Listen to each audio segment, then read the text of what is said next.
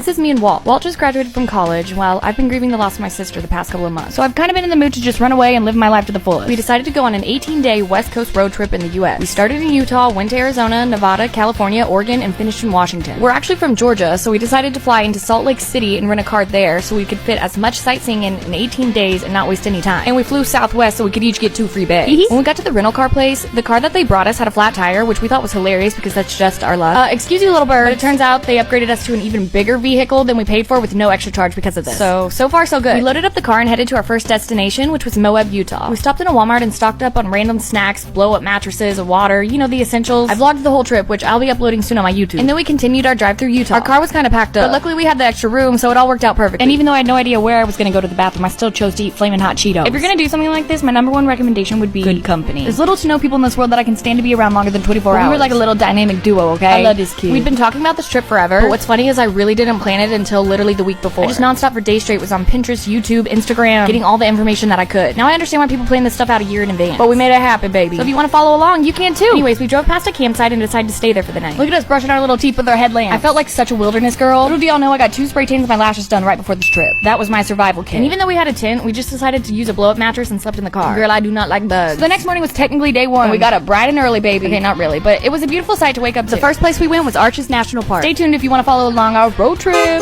Bye.